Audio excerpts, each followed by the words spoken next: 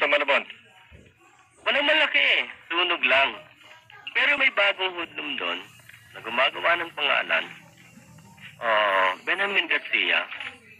Alias Ben Tumbling. Yan ang hirap sa inyo mga bunse. Huwag na di kayo madaanan ng camera, masinaga ng konti ilaw, pa-star na. Hi guys and welcome back. Sa video natin ngayon, pag-uusapan natin ang kwento ng buhay ni alias Ben Tumbling.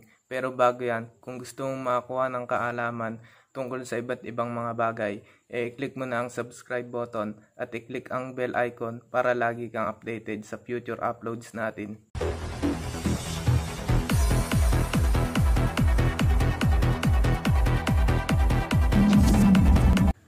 Benjamin Garcia o mas kilala sa tawag na Ben Tumbling, tulad nila Baby Ama ay isa rin ito sa mga listahan ng mga kilabot sa Pilipinas. Alam nyo, sa totoo lang no, nung gumagawa ako ng pananaliksik sa mga taong ito, ay masasabi kong totoo nga na minsan mas kikilabutan ka sa tao kaysa sa multo. At isang perpektong halimbawa nga itong si Ben Tumbling. Siya lang naman ang isa sa pinakasakit ng ulo ng mga tao at pati na ng mga pulis sa lugar ng Bulacan, Malabon at Quezon City. At marahil tulad ni Nardong Putik ay nagtataka kayo kung bakit sa dinami-dami ng magiging alias ay bakit Ben Tumbling pa ang napili.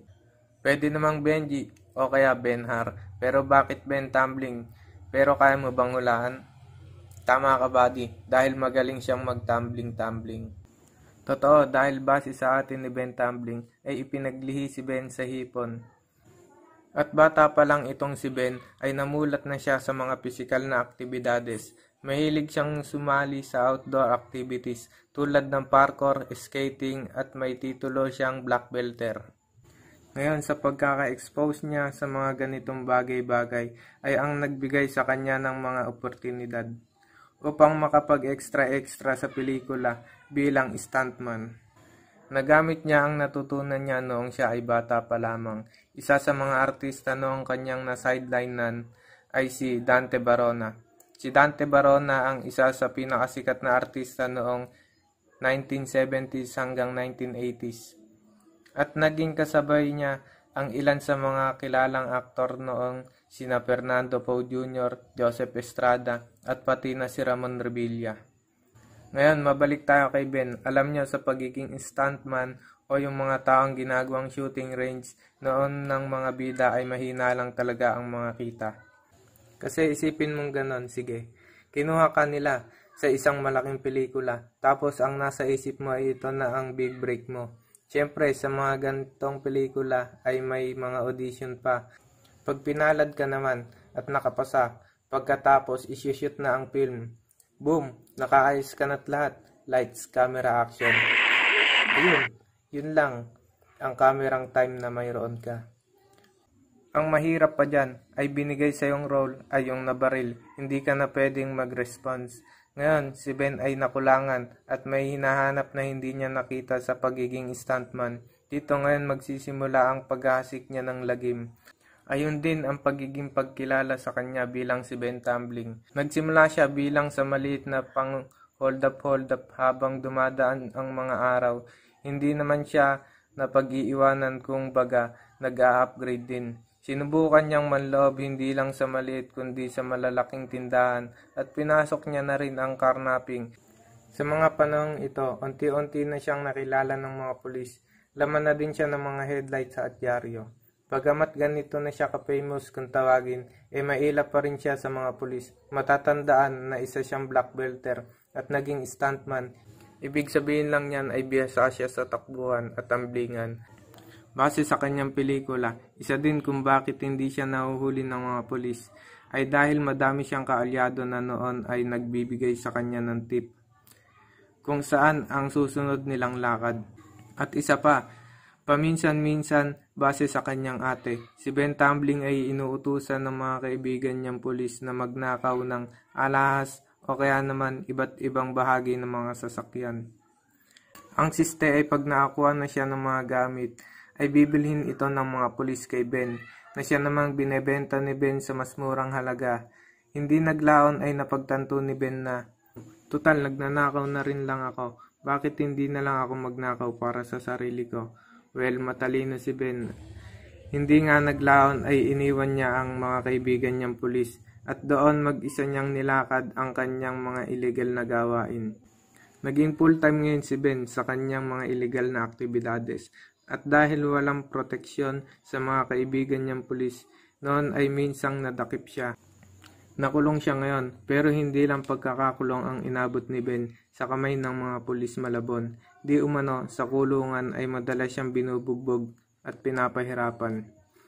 At hindi lang basta-bastang paghihirap, pati sa kanyang maselang parte ng katawan ay siyang pinupuntirya.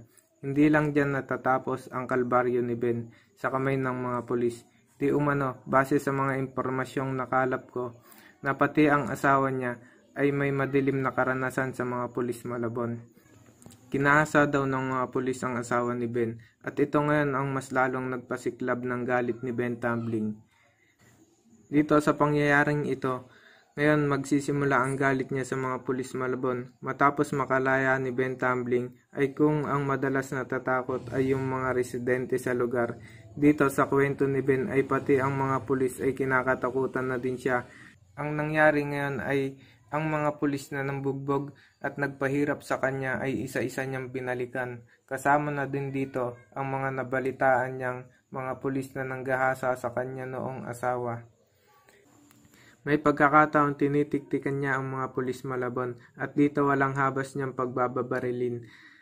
May pagkakataon din na nagpapanggap siyang tindero, tricycle driver at jeepney driver. Ginagawa niya ito para hindi makita at para mas makalapit sa target niyang istasyon. At hindi nga naglaon sa kanyang misyon ay sa makatotal na pulis na kanyang napaslang ay 7. Ngayon matatandaan na may asawa si Ben at ang kanyang asawa noon ay maagang binawian ng buhay. Ang pangyayaring ito ay hindi natanggap ni Ben.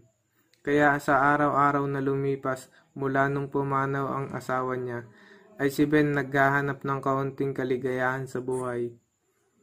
Ang naisip niya noon ay mag-inom. Nagpunta siya sa isang kalapit na disco sa kanilang lugar at may nakilala siyang GRO o Guest Relation Officer. Hindi naglaon ang dalawa ngayon ay nagkapalagayan ng loob. Pero sa pagsisimula ng kanilang magandang pagtitinginan, matatapos ang kwento ni Ben Tumbling. Isang araw dahil napapadalas ang pagpunta ni Ben, ay may nakarating na tip sa mga pulis na doon nga madalas makita si Ben. Nagkasa sila ngayon ng isang surveillance team at undercover sa loob ng establishmento, pero ang mga pulis nung araw na yon ay walang namataang Ben Tumbling. Nagtanong-tanong sila ngayon sa mga empleyado ng diskohan at doon nakilala nila ang isang babae na laging tinetable ni Ben.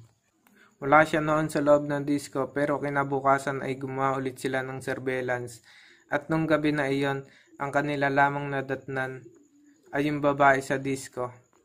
Kinausap nila ito at doon nagbigay ang mga pulis ng malaking halaga ng salapi para kuntsabahin ang babae na mapalapit sila kay Ben Tumbling.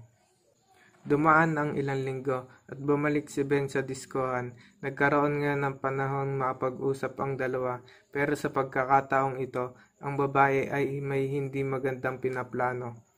Napag-usapan ngayon ni Ben at ng babae na kumain sa labas. Sinabihan siya ng babae na hintayin siya sa labas sa isang maliit na tindahan sa diskohan. Pero ang hindi alam ni Ben ay naitimbre na pala siya ng babae kung saan ang eksaktong kinaroroonan niya.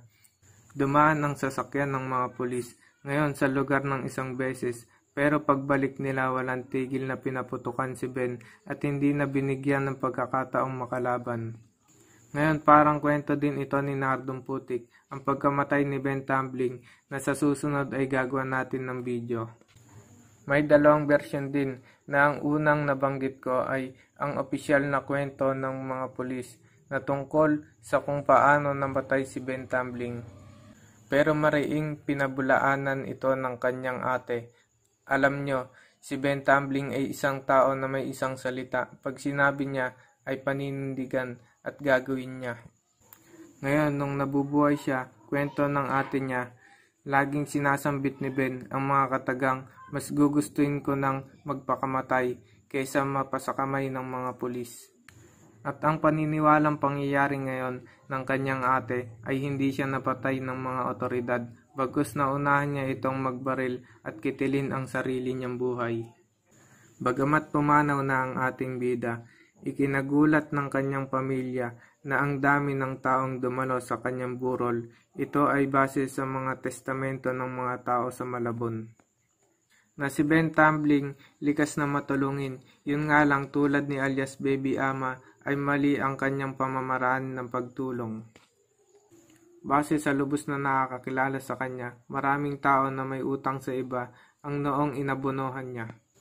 Mayroon din pagkakataon na tumutulong siya na matubos ang ilang mga lupa ng kanyang kaibigan na malapit ng marimata. Nagpapahiram din siya ng pera kung maganda-ganda ang pang-hold up niya at pagbebenta-benta ng mga nanakaw niyang mga gamit. At higit sa lahat ng mga taong kanyang natulungan ay hindi niya inuobligang bayaran kung anuman ang mga naitulong ni Ben sa mga ito. At nung huling araw ng kanyang burol ay mas dumami pa ito, ang unti-unting pag-usad ng kanyang labi papunta sa kanyang huling hantungan ay mababatid na isinisigaw ang alias na Ben Tumbling. Diyan nagtatapos ang ating kwento. At kung may natutunan ka, ay i-click mo na ang subscribe button at ang bell icon para lagi kang updated sa mga future uploads natin.